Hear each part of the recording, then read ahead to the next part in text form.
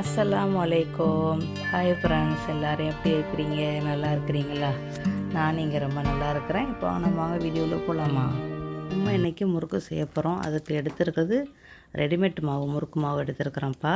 1 kilo மாவு நான் எடுத்துருக்கிறேன். அதில் எப்படி எப்படி செய்யணும் அந்த இதுவே போட்டிருக்கு. அதுபடியே செஞ்சாலே போதும், நம்மளுக்கு நல்லா கிறிஸ்பியாக நல்லாவே வரும். இப்போ அரை கிலோவுக்கு 1.5 ஸ்பூனு நெய் போட சொல்லியிருக்கா. நான் எண்ணெய் ஊற்றுறேன். இந்த முறுக்கை நம்ம பல மாதிரி செஞ்சுருக்குறோம். இன்றைக்கி ரொம்ப சிம்பிளான முறையில் நான் செய்கிறேன். எண்ணெயெல்லாம் ஊற்றி வச்சாச்சு. நல்லா பெரிய கோழியில் அதில் ஒரு 12 போடலாம். இந்த குச்சி, அந்த கம்பி, எண்ணெய் வடிக்கிறதுக்கு எல்லாமே ரெடி பண்ணியாச்சு. இந்த கடாயில் தான் நான் மாவு போட்டு பிணைய போகிறேன். இதில் நம்ம போட்டோம் அப்படின்னா முறுக்கு ஒரு 6 போடலான்னு நினைக்கிறேன். ஆனால் அதனால் அகலமான கடாயை எடுத்து வச்சுருக்குறேன்ப்பா. இப்போ மாவை பிரிச்சுக்கிறேங்க, பிரித்து போடுங்க. இதில் நம்ம எதுவுமே போட கிடையாது. வெறும் மாவு, ஓமம், ஜீரகம், எள்ளு. அது வேணுண்டா போடுங்க, இல்லைண்டா வேண்டாம், போடுறா விட்டுறலாம், ஒன்றும் பிரச்சனை இல்லை.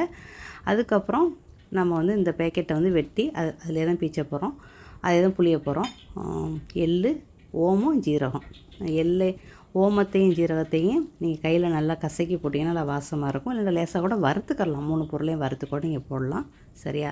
எல்லாத்தையும் கசக்கி போட்டு எல்லாத்தையும் மிக்ஸ் பண்ணிக்கிறேங்க. இந்த மாவில் உப்பு இருக்குது, உப்பு போட வேண்டாம். இதில் உள்ள உப்பே தாராளமாக போதும். எக்ஸ்ட்ரா உப்பு போடாதீங்க. சுட சுட இருக்கிற எண்ணெய் 2 ஸ்பூன் ஊற்றுறேன். இன்னும் 2 ஸ்பூன் நான் பட்டர் போடுறேன். நெய் போடுறதாலும் நீங்கள் ஒரு 3 ஸ்பூன் அளவுக்கு நெய் போடுங்க.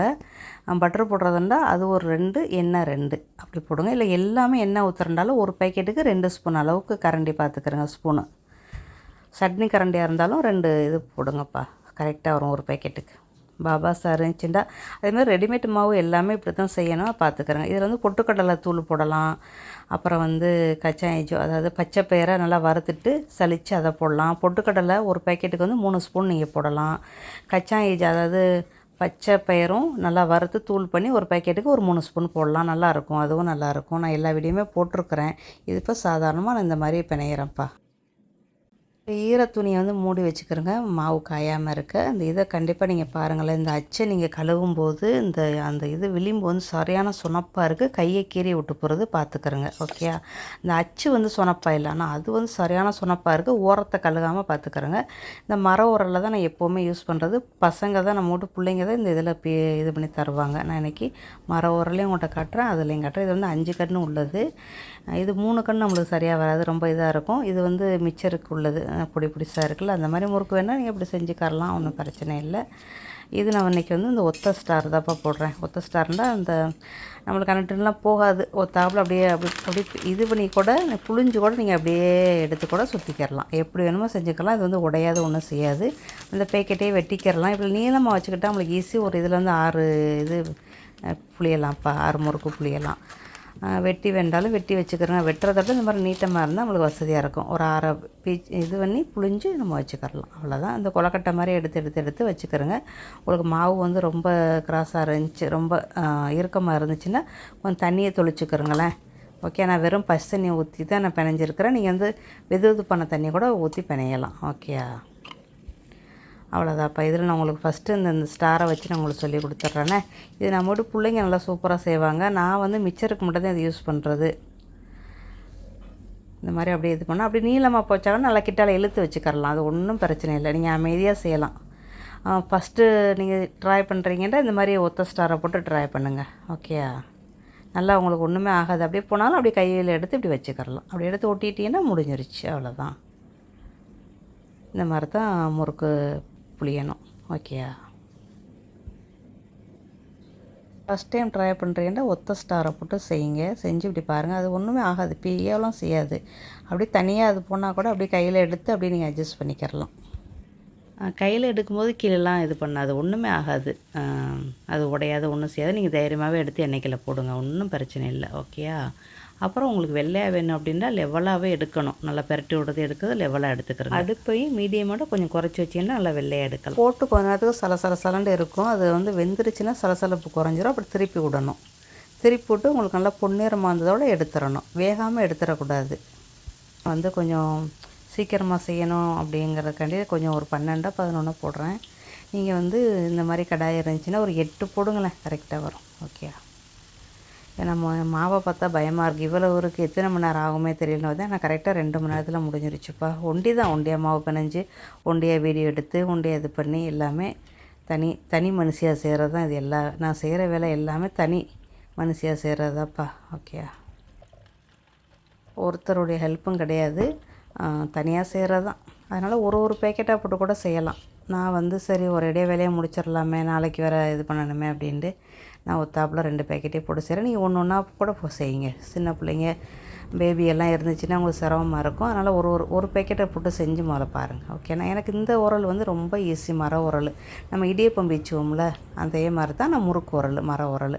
இதில் ஈய உரலும் இருக்கும். அது அதெல்லாம் ஆரம்பத்தில் முறுக்கு செய்ய தெரியாதப்போ ரொம்ப கையெல்லாம் வலிக்கும், செவந்தே போயிடும். அப்புறம் தான் மர உரம் வாங்கினது. நம்ம இடியப்ப உரம் வாங்குகிறோம்ல அதே கடையில் மர உரம் முறுக்கு உரலும் வாங்கிக்கிறலாம். இது ஈஸியாக இருக்கும் பிழிகிறதுக்கு, ரொம்ப ஈஸியான வேலை. எண்ணெய் கிலோட கடகடான்னு நீங்கள் பிழிஞ்சு விட்டுறலாம். ஓகே, கண்டிப்பாக உங்களுக்கு கிடச்சிச்சின்னா வாங்கிக்கிறேங்க. எவ்வளோ முறுக்கும் புளியெல்லாம் நம்மளுக்கு கையே வலிக்காது மர உரலில். உங்களுக்கு இந்த வீடியோ யூஸ்ஃபுல்லாக இருந்துச்சுன்னா லைக் பண்ணுங்கள். நீங்களும் கண்டிப்பாக ரெடிமேட் மாவு வாங்கி செஞ்சு பாருங்களேன் எப்படின்ட்டு. இல்லைன்னா 4 கப்பு அரிசி மாவுக்கு 1 கப்பு உளுந்து மாவுன்னு நினைக்கிறேன் போட்டு இதே மாதிரி நீங்கள் செய்யலாம். உங்களுக்கு நல்லா முறுக்கு நல்லா முறுமுறுன்னு வேணும்னா 1 கிலோ மாவுக்கு 4 ஸ்பூன் இல்லை 5 ஸ்பூன் அளவுக்கு பொட்டுக்கடலை மாவு தூள் பண்ணி போட்டுருங்க. நல்லா முறுமுறுன்னு பிஸ்கட்டு மாதிரியே இருக்கும். நான் அந்த ரெசிபியும் ஏற்கனவே போட்டிருக்கிறேன். ஓகேயா, நம்ம பொரித்து நம்ம வச்சுக்கிட்டு இருக்கிறோம். 2 சட்டி பொரிச்சாச்சு. இப்போ நான் இதுக்கு உங்களுக்கு உடச்சி கட்டுறோம். நல்லா முறுமுறுன்னு நல்லாவே இருக்கும். நம்ம இந்தியாவில் கடையில் வாங்குகிற முறுக்கு மாதிரியே இருக்கும்ப்பா. பாருங்கள், கிறிஸ்பியாக ரொம்ப நல்லாயிருக்கும். கண்டிப்பாக ட்ரை பண்ணி பாருங்கள். சிம்பிளான பொருள் தானே. நீங்கள் ட்ரை பண்ணி பார்த்துட்டு உங்கள் ஃபீட்பேக்கை சொல்லுங்கள். இதை நம்ம அரித்து வைக்க வேண்டியது, ஒரு இதை போட வேண்டியது. அப்புறம் எண்ணெய் வடிஞ்சு கொஞ்சம் இது பண்ணதோடு எடுத்து வச்சுட்டு மறுபடியும் இன்னும் ஒரு மாதிரி இதை பீச்ச வேண்டியது. இப்படியே மாற்றி செஞ்சோம் அப்படின்னா கடகண்டு செஞ்சிடலாம். கடகண்டு செஞ்சினாலும் நம்ம ஒரு 1.5 மணி நேரம் 2 மணி நேரம் ஆகுதுப்பா இந்த வேலையை முடிக்க. சரியா, 2வது வீடியோ வேறு எடுக்கிறோம், ஒத்த கையால் வேறு. அந்த மாதிரி எண்ணெய்க்கில் கூட நீங்கள் அழகாக உங்களுக்கு தெரிஞ்சிச்சின்னா இந்த மாதிரி புழிஞ்சு விட்டுறலாம். ரொம்ப வீடியோ எடுக்கலை அப்படின்னா நான் இந்த மாதிரி தான் எண்ணெய்க்கில் தான் எல்லா முறுக்குமே புழிஞ்சு விட்டுருவேன். மர உரல் மட்டும் தான் யூஸ் பண்ணுவேன். உங்களுக்கு சொல்லிக் கொடுக்குறதுக்காண்டி தான் நான் இந்த அளவுக்கு உங்களுக்கு பக்குவமாக உங்களுக்கு சொல்லிக் கொடுக்குறேன். ஏன்னா ஒரு ரெசிபி எடுக்கிறோம், அதில் கவனம் செலுத்தணும். சில நேரத்தில் பசங்க வேறு ஃபோன் அடிச்சிருவாங்க, பிள்ளைங்க ஃபோன் அடிச்சிருவாங்க, அவங்ககிட்டே வேறு பேசணும். அந்த ரெசிபி வேறு சில நேரத்தில் இதாயிரும், அதையும் கவனிச்சுக்கிறணும். மொத்தத்தில் ஆர்வம் இருந்தால் நம்ம எதையும் செய்யலாம். அதுக்கு மேலே நான் சொல்ல தெரியலப்பா. சரியா, இப்போ முறுக்கெல்லாம் ரெடி ஆயிடுச்சு. ஆறுனப்புறம் எடுத்து வைக்கலாம். பார்த்தீங்களா, டூ கலராக இருக்குது. பார்த்தீங்களா, ஒரு சைடு வெள்ளையாக இருக்குது, ஒரு சைடு செவந்துருச்சு. ஆனால் ரொம்ப கடுக்குன்னு போயிடும், ரொம்ப செவக்க விட்டிங்க. அதில் மட்டும் கவனமாக இருந்துக்கிறேங்க. அப்புறம் அந்த பாட்டிலில் நல்லா தொடச்சடிச்சு வச்சு ஒரு பட்டர் பேப்பர் போட்டிருக்கிறேன். இதில் சீனியை கொஞ்சோன்னு ஒரு 1/2 ஸ்பூன் போட்டு ஒரு துணியில் நல்லா முடிஞ்சு உள்ளுக்கு வைக்கலாம்டா. உப்பு ஒரு 1/2 ஸ்பூனை போட்டு நல்லா துணியில் முடிஞ்சு உள்ளுக்கு போட்டிங்கன்னா உங்களுக்கு முறுக்கு கமந்த வாசம் வராது, இந்த எண்ணெய் வடை வராது. ரொம்ப நாளைக்கு நீங்கள் வச்சு சாப்பிட்லாம். ட்ரை பண்ணி பாருங்கள். இந்த வீடியோக்கு ஒரு லைக் கொடுக்குறீங்களா? அடுத்த பதிவில் சந்திக்கலாம். வளவளம்டா. அஸ்ஸலாமு அலைக்கும்.